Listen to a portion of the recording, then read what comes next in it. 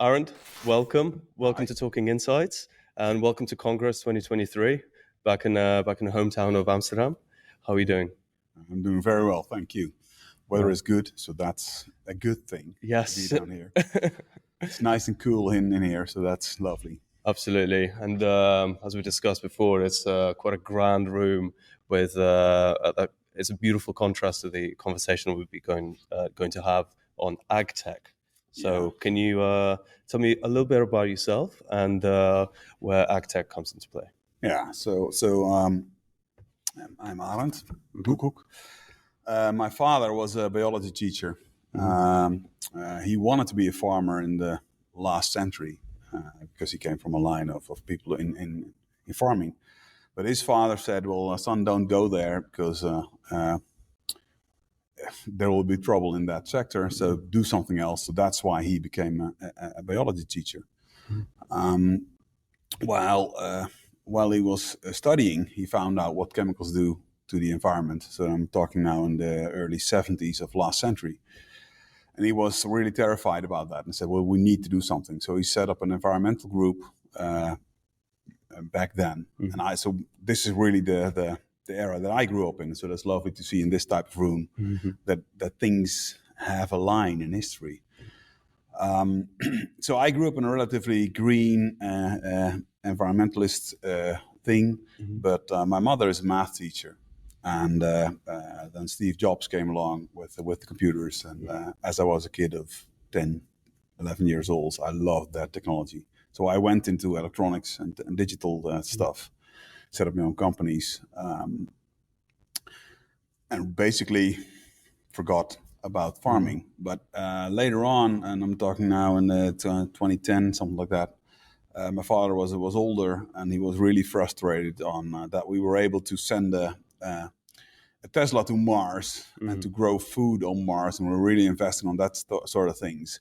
While on the Earth, we were doing a very bad job, and it was actually getting worse and worse and worse, even though there was progress. So we were talking on the Sundays and always in the morning saying, well, where he said, why don't you do something about it? You're an entrepreneur, you know what you do, you have all this tech stuff, and your generation sucks on doing this. So do something. And I was tired of these discussions with him, and so I said, well, we're going to do something. And I have 3 daughters. I thought, well, I have to do something for them.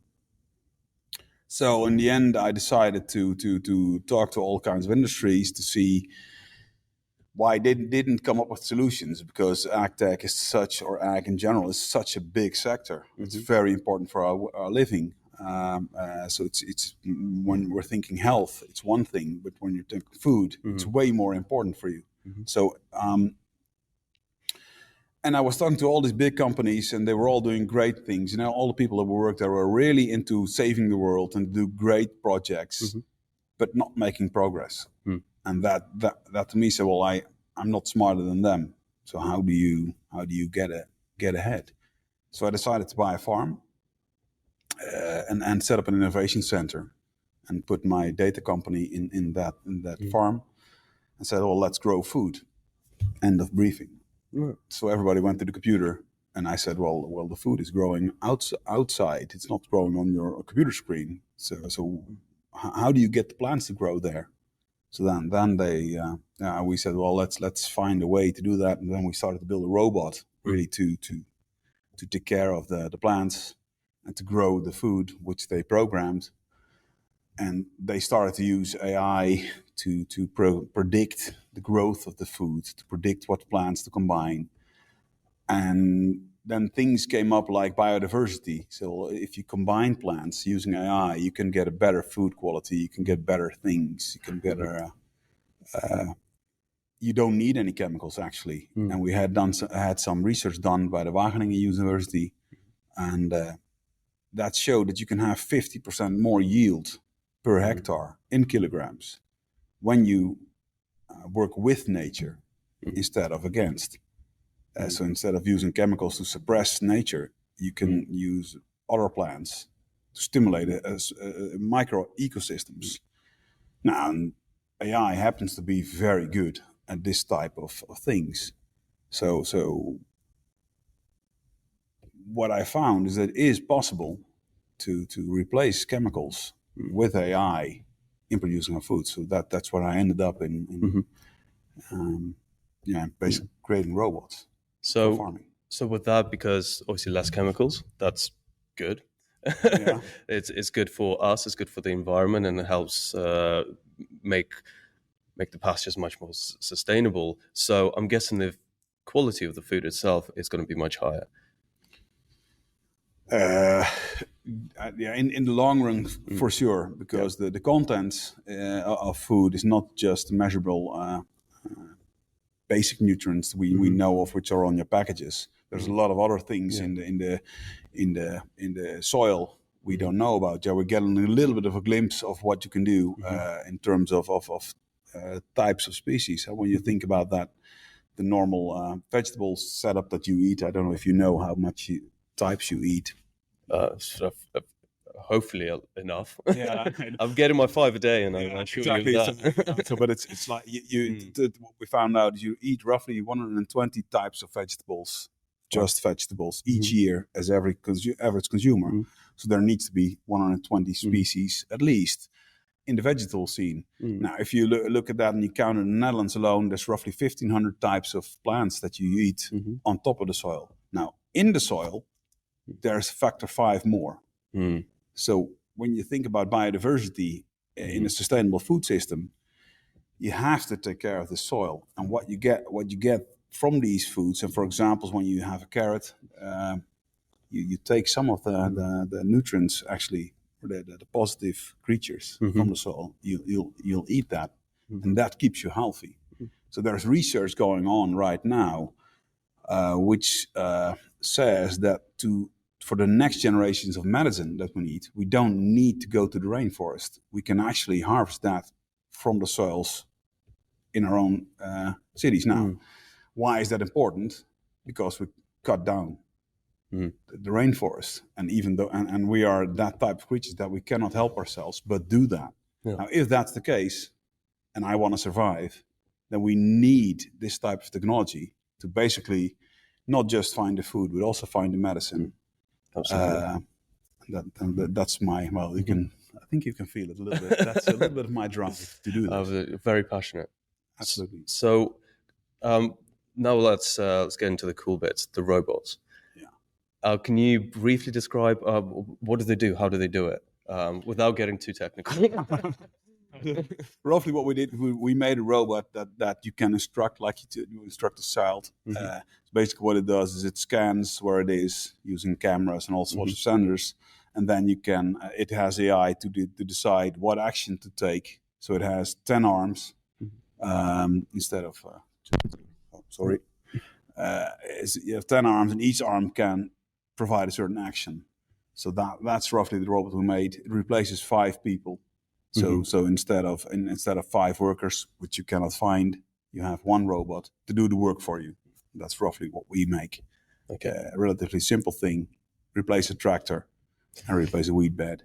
So with that, when you're talking about replacement, I mean technological unemployment comes into play. And how would you assure the listeners that you're not just out here taking people's jobs and away from farming?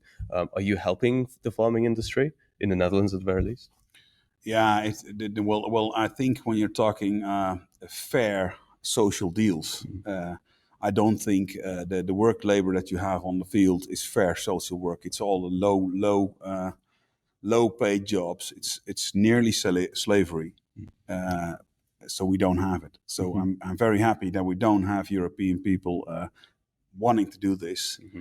We need to have robots doing it. If we're talking Audi or we're talking BMW building cars, there's no workers assembling these things. It's all done using robotics, and we find it very logical. There's nobody complaining about that workforce. So I think we need to liberate farming in the same way. It's a way more important industry than the car industry. Absolutely. And it would make it much more efficient. We can have more food. We would be able to feed more people. And it's not a worry that would be having to go through with so much climate change, I'm guessing, as well. Absolutely, absolutely. What you can do is you can print an ecosystem.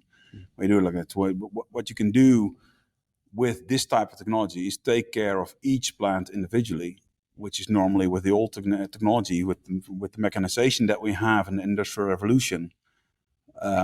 We were able to take care of a big crop, a big field, which is very lovely. But right now, with tech we have right now, we can take care of each plant individual and basically create micro ecosystems with plants that contribute to one another, and that are able, for example, to hold water when there's heavy rain, hold it in the root system, and giving it releasing it slowly to the crop that you need. That's amazing. Yeah, and no fantasy, real life right now. We have the tech, we have the plants, we still have the biodiversity. Yeah. And what a lot of people, I don't know, for me it was the first time last year to hear it from somebody from the UK actually, is that, well, we only have 60 harvests left in the world. So if you think climate change is an issue, I'd worry about harvest. So we really used up the soil. We've used up the soil. Look into the Dust Bowl in America, the Great Plains. They weren't there. They were man-created. So if you think about what we can do as